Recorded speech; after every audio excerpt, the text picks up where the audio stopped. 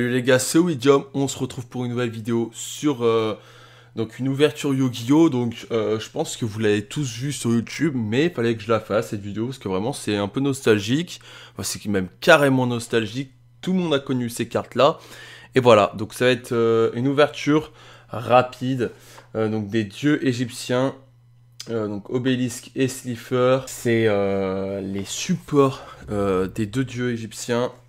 Donc on va s'ouvrir, c'est en gros des petits decks de structure. Donc ça va être cool, j'ai vraiment hâte. Je me suis pas vraiment spoil, je sais juste quelle carte à peu près il va y avoir dedans, mais sans vraiment me spoil entièrement.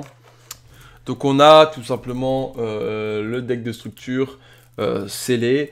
Donc déjà on voit Obélisque sous cette forme là, là ça me rend beaucoup plus nostalgique. J'avais eu donc Obélisque dans les anciennes vidéos. Vous savez, les cartes promo des box teams. C'est vrai que là, ça change tout. Parce que c'est rien à voir. C'est vraiment là le Obélisque qu'on aime. Ah oui, il faut aussi que je me précommande la cour du roi. Donc ça va être cool. Ça va être cool. On va pouvoir se faire des ouvertures sympas. Là. Il y a des choses qui arrivent. Donc alors, on a quand même Obélisque. Donc là qu'on peut jouer celui-là, hein, on peut le jouer et ça va être, je pense, très fort avec ces decks très fort. Ça sera jamais compétitif, mais ça peut être sympa, on va pouvoir se faire des bons petits decks. Donc on a Obélisque, je vais y tenir autrement parce que ça va être invivable. Et je vais vous y poser comme ça. Donc on a un Obélisque bien évidemment, on a un exemplaire et je crois que en gros on peut se faire que, on peut l'avoir qu'en un seul exemplaire dans les decks. On ne peut pas l'avoir en plus d'exemplaires. Ensuite on a Croisement d'âme. Ok.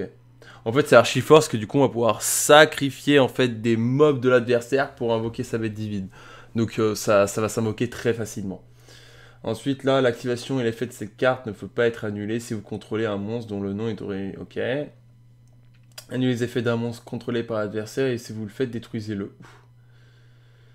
Et si vous faites ça, le reste de ce tour, les effets du monstre ainsi que les effets activés et les effets de terrain de monstres du même nom d'origine sont annulés. Puis si vous activez cette carte durant votre main phase, vous pouvez appliquer cet effet. Détruisez tous les magies et les pièges contrôlés par votre adversaire. Wow, c'est assez incroyable, hein. Cette carte quand même est très très forte, hein. Le point du destin est vraiment cool. Donc là c'est vraiment les cartes, on va dire, les plus intéressantes qui tournent autour d'Obélisque, hein. Si un ou plusieurs monstres que vous contrôlez sont détruits au combat par un effet de carte de l'adversaire, ciblez un de ces monstres. Invoquez spécialement ou plusieurs monstres depuis votre deck en position de défense afin que la somme de leur niveau soit égale au niveau du monstre. Mais annulez leur effet. Ok, c'est vraiment juste pour se protéger. Admettons, il y a un mob à niveau 7. On va pouvoir prendre autant de monstres qu'on veut. On peut prendre un monstre niveau 7 pour se protéger, etc. Mais ça annule l'effet du monstre. Donc il faut faire gaffe à ce qu'on prend quand même. Ange 01. Ok, bon, je vais pas lire toutes les cartes, mais bon, là, on va arriver sur des cartes un peu plus classiques qui vont tourner autour du deck, mais voilà, sans non plus avoir des effets de fou. Marmar. Oh, ça c'est vraiment cool, hein. Ça j'avais vu, je m'étais fait spoil. Le plumeau de Damarty qui est dedans en super, donc c'est une carte incroyable, hein, qu'on peut trouver dans plusieurs extensions maintenant. Le Momonga Agile. Si cette carte est détruite au combat et envoyée au cimetière, gagnez 1000, ok. Ok. Pas mal pour récupérer un peu de life point. Ça me dit un truc. Bazou le mangeur d'âme, ça me dit un truc. Une fois par tour, vous pouvez bannir max 3 monstres depuis votre cimetière jusqu'à la fin du tour de votre adversaire. C'est... Ok. Ça peut très vite monter haut en life point, surtout qu'il a quand même que 4 en niveau. Et donc c'est quand même pas mal, hein. Franchement, c'est un bon petit mob quand même. Le Bazou, c'est pas non plus le mob le plus méta actuellement, mais il est quand même pas mal, hein, pour du rétro. Donc bah, le Cyber Dragon, on connaît tous. Donc là, on en a plusieurs, hein, pour récupérer des life points. Dragon squelette cuirassé, ok. Ensuite, super méga agile hamster. Du Mandragora, colonie du mal. Là, on a plusieurs tigres photons. C'est bien. Max 2 fois par tour, vous pouvez bannir un monstre depuis votre cimetière jusqu'à la fin du tour de votre adversaire. Cette carte. Ok, c'est vraiment jouer sur le bannissement, là, les mobs qu'ils nous mettent. Ok, donc ça on connaît, hein, c'est pour invoquer rapidement des bêtes divines, parce qu'en fait je crois que cette carte, si on arrive à la placer, vous pouvez invoquer, ouais, on peut invoquer en fait directement du deck deux autres disciples de rat, donc du coup après on peut faire un sacrifice de 3, c'est pas mal. Dragon démasqué, ok. Caster agile, ouh ça me dit un truc. Sorcière condamnée, bon ça on connaît tous, un contrôle cérébral, c'est toujours une bonne carte, c'est des staples sympas. Donc Monster Reborn, forcément, tout compris. Peau d'avarie, je crois que j'en avais pas en plus. Ciblez 5 monstres dans votre cimetière, mélangez-les tous, les 5 dans votre deck, et puis piochez 2. C'est pas mal, parce que du coup, oh c'est même incroyable. Parce que du coup, en fait, on récupère des monstres au cimetière, on les... Ouais, et au plus tu pioches 2. En fait, il n'y a aucun malus dans le Peau d'avarie, c'est quand même assez incroyable. À mon avis, elle est limitée, elle, dans la Alban list, hein.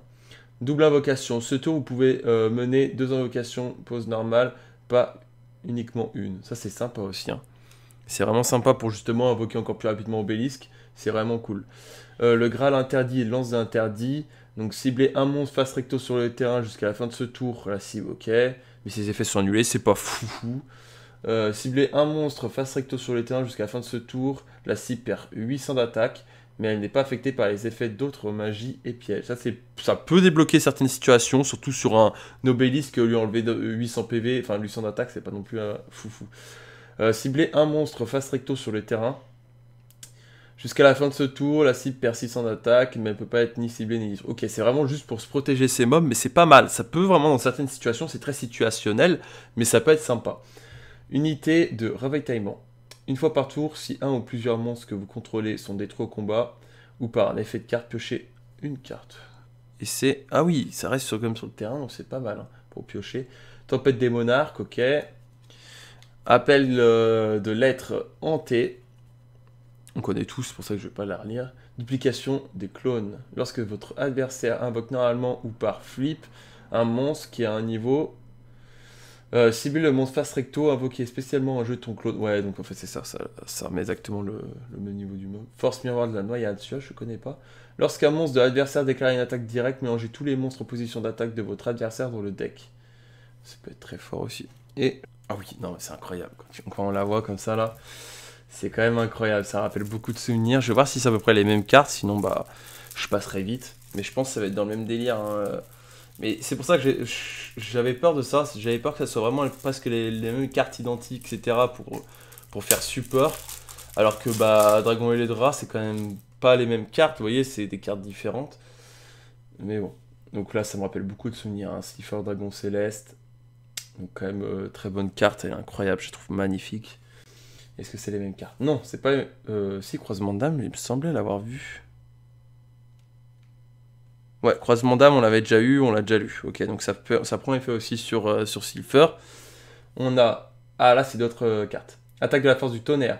L'activation de cette carte, enfin l'effet de cette carte, ne peut pas être annulé si vous contrôlez un monstre dont le nom est originaire. Ok, Silpher, détruisez autant de monstres face recto contrôlés par votre adversaire que possible. Puis si vous l'avez fait, vous pouvez appliquer l'effet suivant. Piocher un nombre de cartes égal au nombre de monstres détruits par cet effet et envoyer 6 pierres de votre adversaire. Et aussi, vous pouvez attaquer qu'avec un monstre ce tour. Ouais, bon, c'est très fort, hein, ça reste insane. Et chercheurs millénaires qui vont activer leur effet sur le terrain. Vous pouvez utiliser... C'est fort. Putain, elle est incroyable cette carte. Je pense que c'est la meilleure carte du truc, hein. Ok, Tels.